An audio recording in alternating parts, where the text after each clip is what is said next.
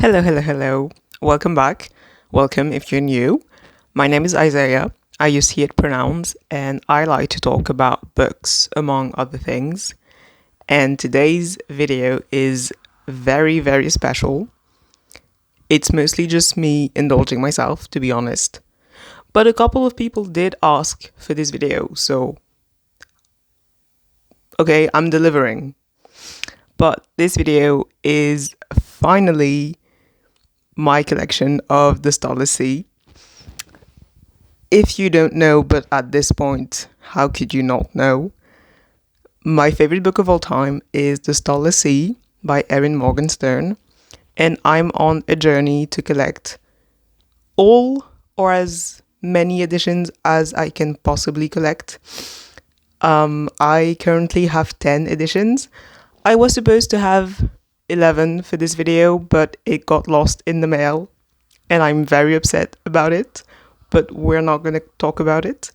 I have 10 editions that I want to show you because they are gorgeous, and I don't know, I'm doing this mostly for myself because they make me so happy and they're so beautiful and they deserve to be appreciated.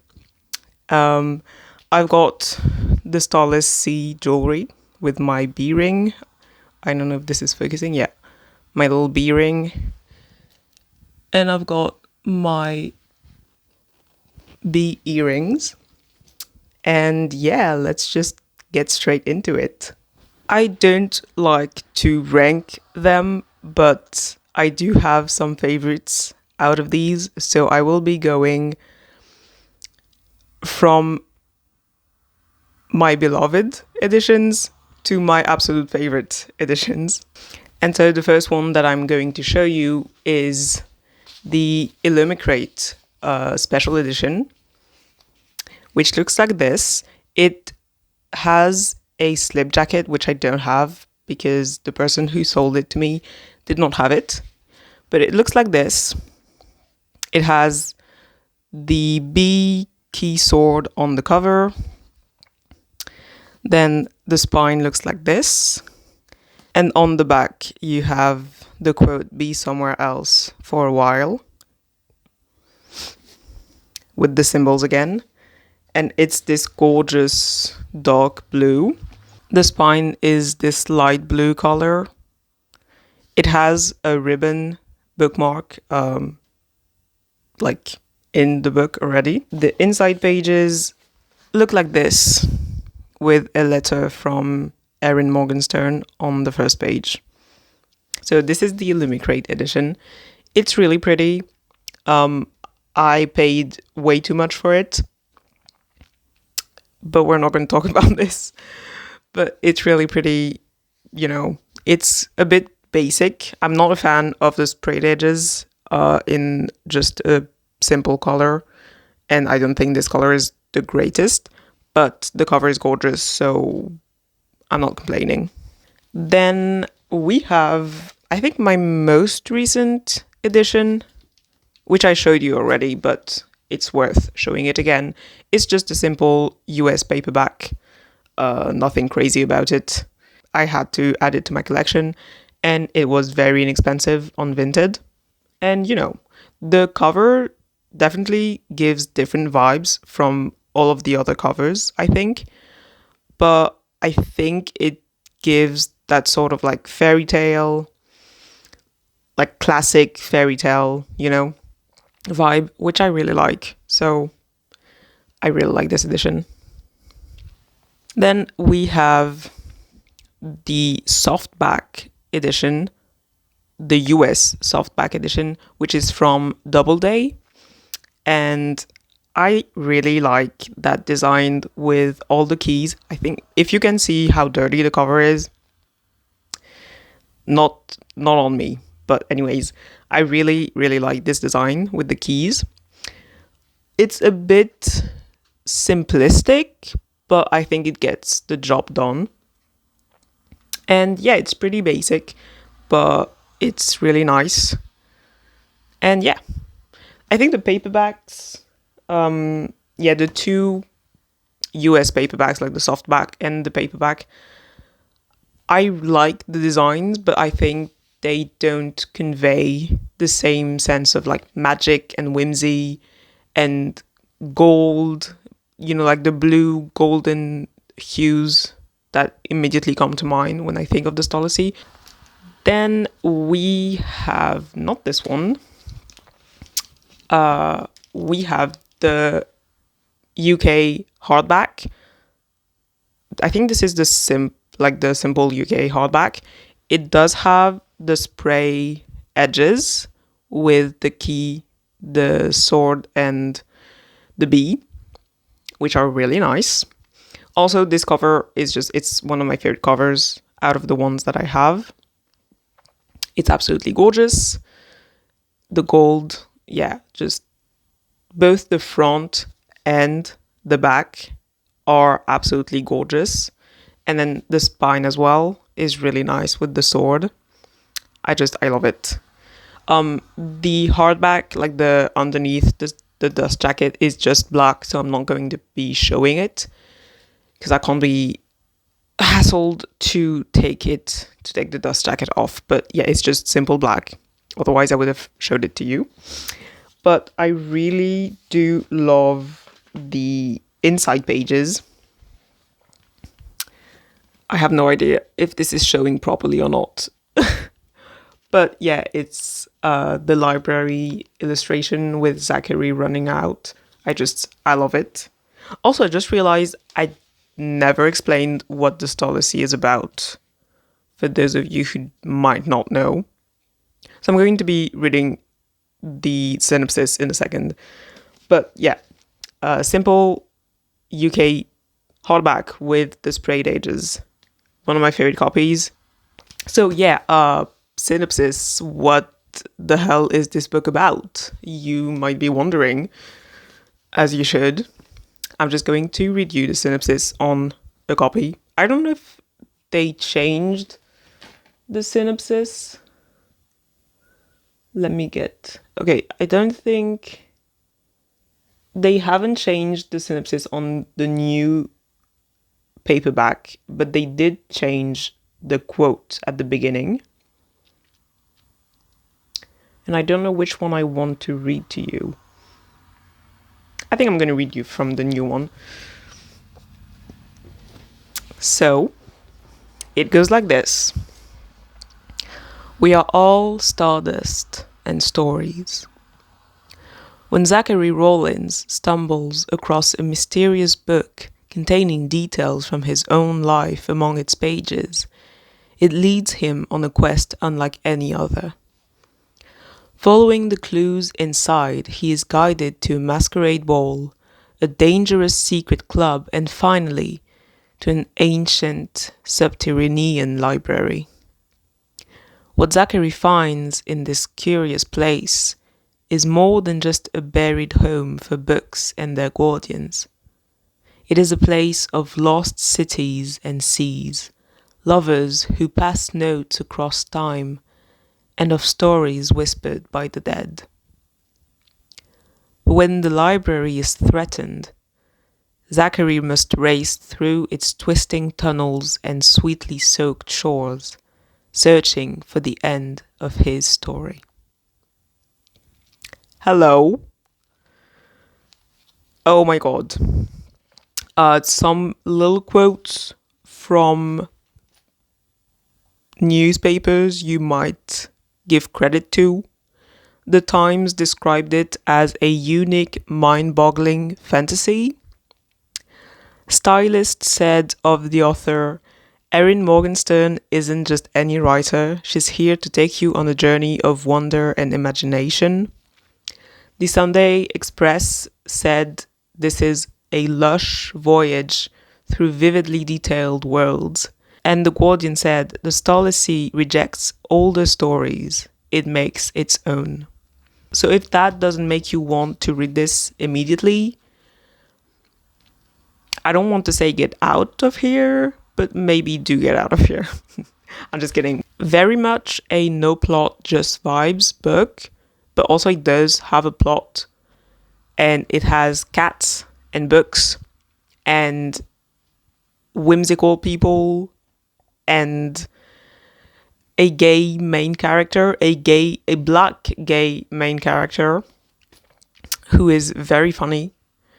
And yeah, it has a whole lot of things that you might enjoy.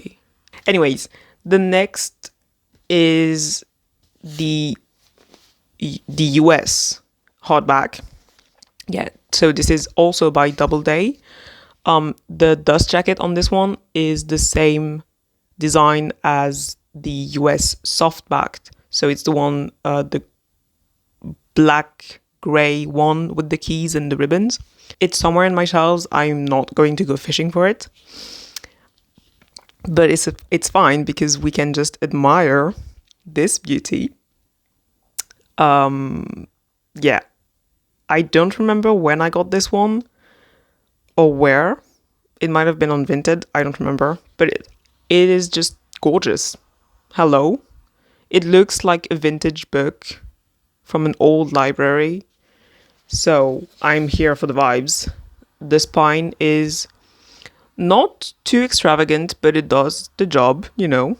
It's gorgeous. And yeah, I'm obsessed with this cover. Also, oh, just a second, I forgot to show you.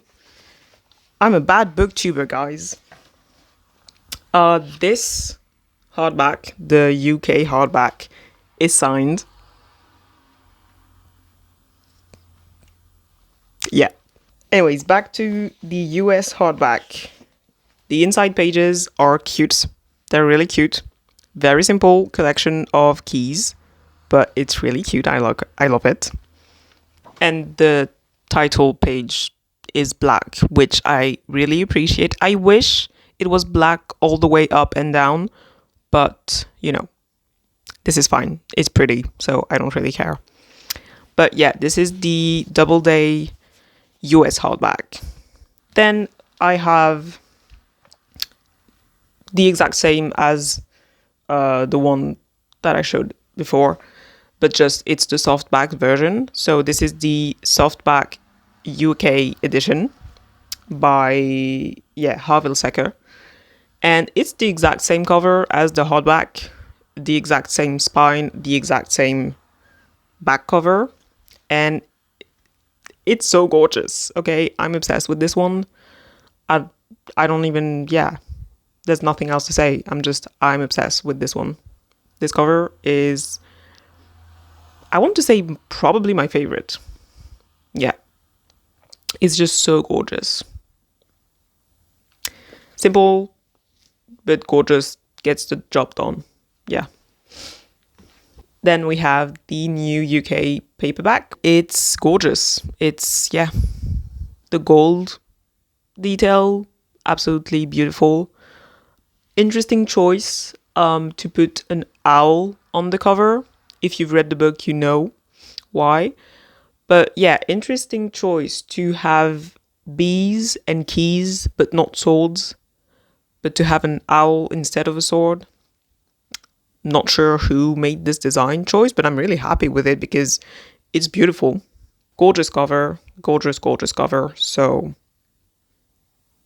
yeah, vintage, Penguin vintage UK paperback. Then we have my pride and joy.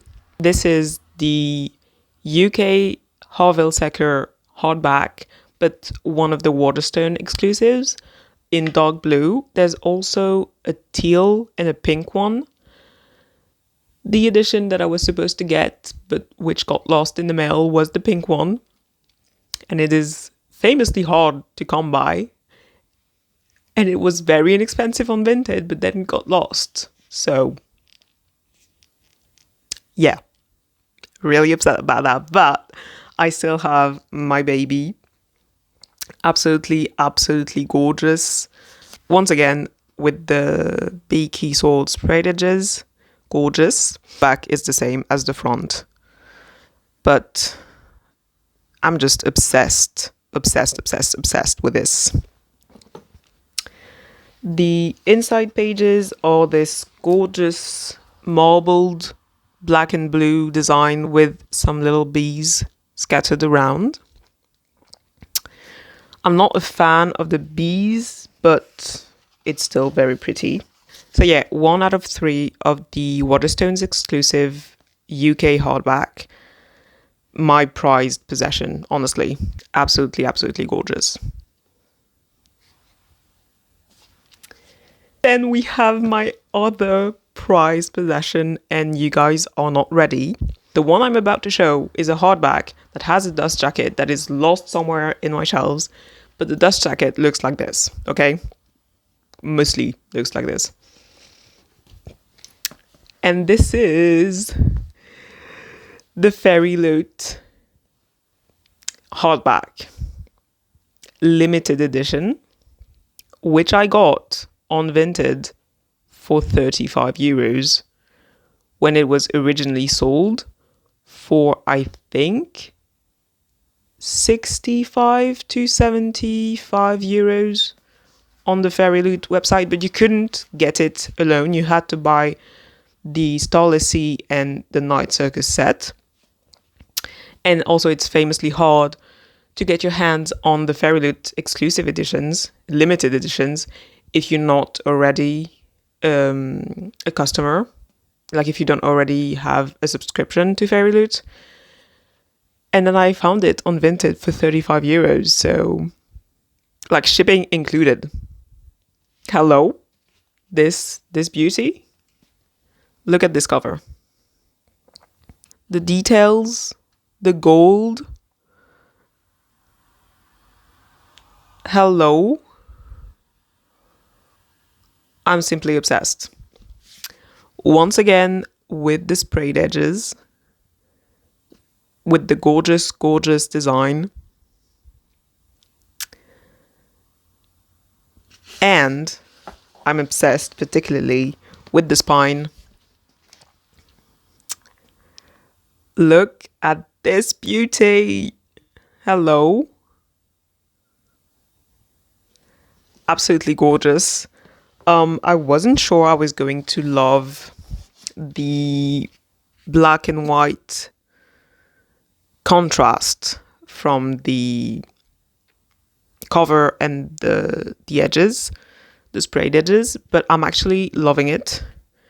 And it's always such a debate within myself, like, do I show off the sprayed edges or do I show off the gorgeous spine, or do I just show off the cover, you know?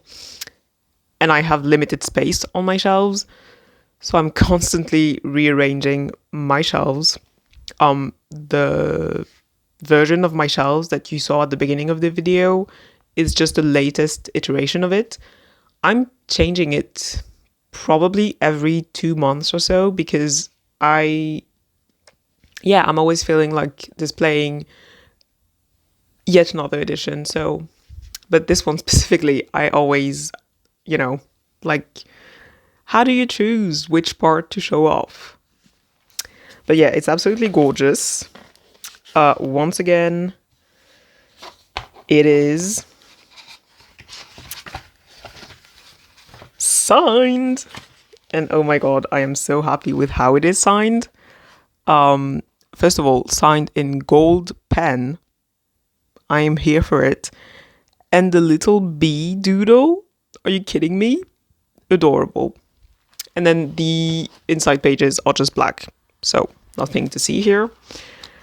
But yeah, this is another prized possession. Gorgeous. And last, but absolutely not least, this is the very, very first copy I bought of the Starless Sea. I found it at a local store. I had never heard of it. It was at the very beginning of my days on BookTok. I had never seen it anywhere. I had never heard of it.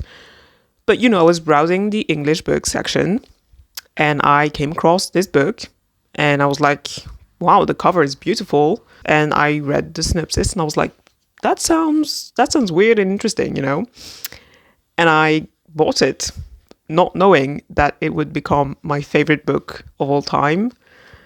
That I would reread religiously every year, and that I would make so many great acquaintances from it. It holds so much sentimental value. This is the first UK paperback, also by Penguin, so it's the vintage edition, which has now been replaced by the new one, but this is the first UK paperback.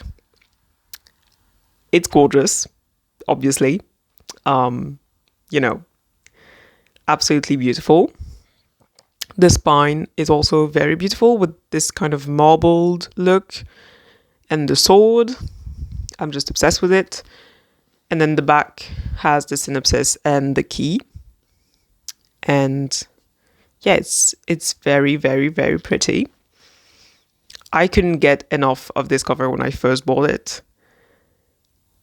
But yeah, it's gorgeous. And the most special part of this book, what you're seeing is 7 reads worth of tabbing and annotating. There's also some tabs on the top of it. And yeah, this is my baby. This is my firstborn child. I will never part from this copy. It holds so much sentimental value. I'm getting emotional thinking about it. But yeah, I can't tell you how much this book, this copy, and just this book and this story and these characters mean to me. This was the first book that I read that felt like it was written for me. And this is just, you cannot put words on that feeling. It's such a special feeling when you read something or you watch something and you feel like it was made for you, even though obviously, it wasn't. You're not the only person in the world who feels like this, and thank God. But it is such a special feeling, and nothing has ever come quite close to how the Starless Sea makes me feel still. Because even after 7 reads and knowing this book by heart nearly, it never gets old. My mom always asks me, like, how can you reread it so much? Especially because I'm not going to keep on doing this now because I really do know it too much. I know it too well to keep on reading it so much. But up until my last read, I basically read it twice a year, and it never got old. Like, I'm gonna reread it soon, actually, even though it's only been 3 months, but it's because I'm missing it particularly. And I'm probably going to do a buddy read or book club read with actually something that I wanted to talk to you about, which is that I have made friends just by reading this book, because there is a Discord server called The Harbor, which is a reference to the Starless Sea, of course, which is for people who love the Starless Sea.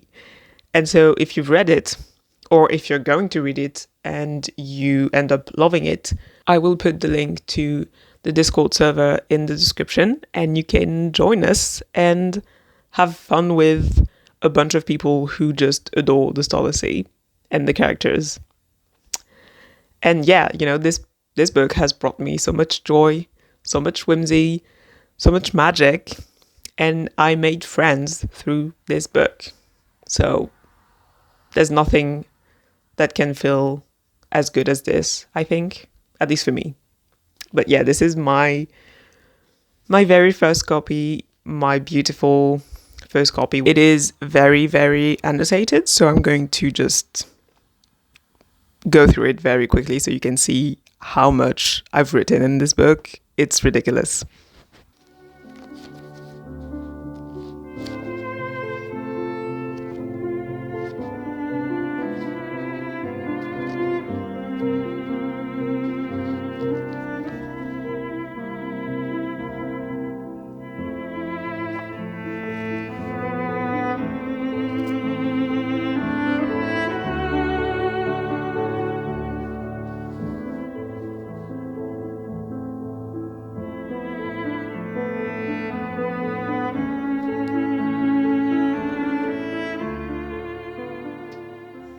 So this was my little collection of the Starless Sea.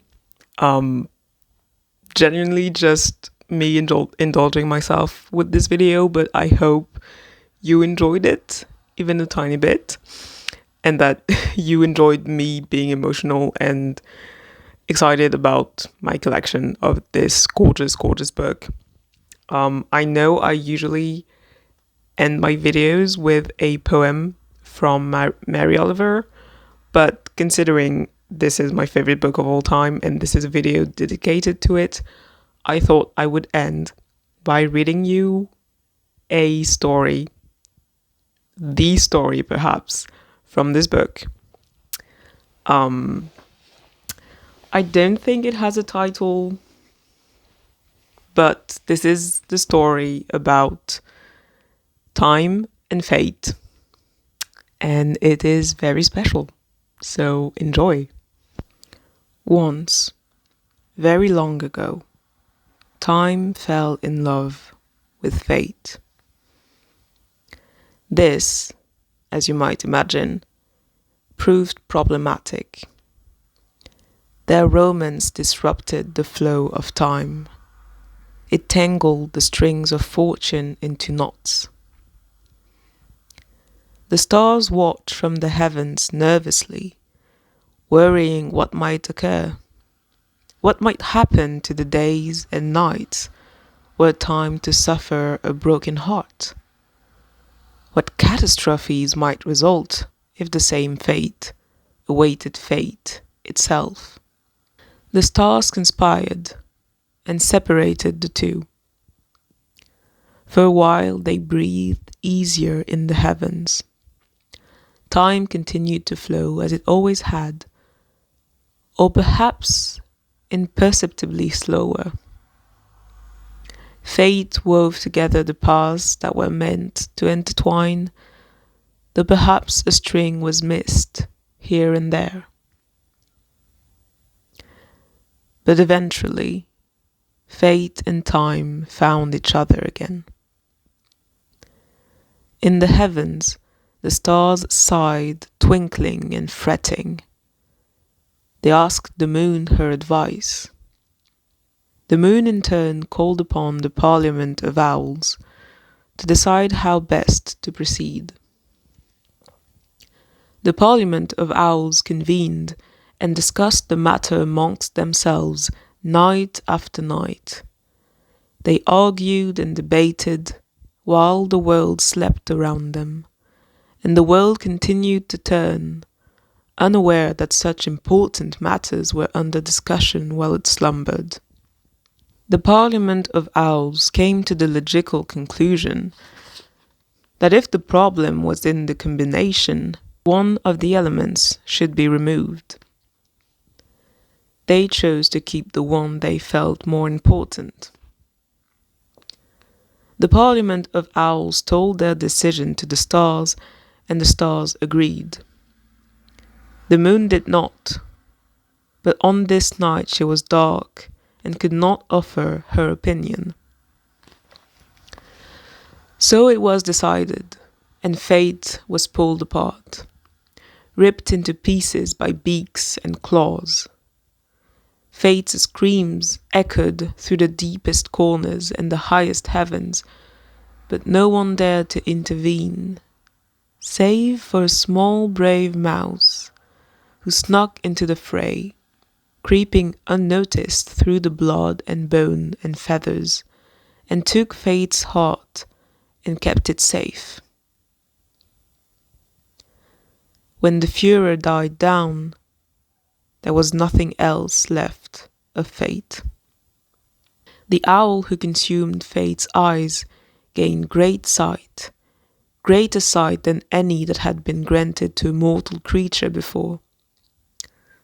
The Parliament crowned him the Owl King. In the heavens, the stars sparkled with relief, but the moon was full of sorrow. And so, time goes on as it should, and events that were once fated to happen are left instead to chance, and chance never falls in love with anything for long. But the world is strange, and endings are not truly endings, no matter how the stars might wish it so. Occasionally, fate can pull itself together again, and time is always waiting.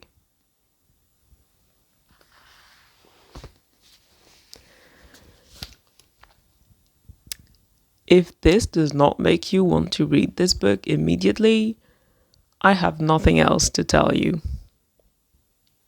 I'm just kidding. I love you.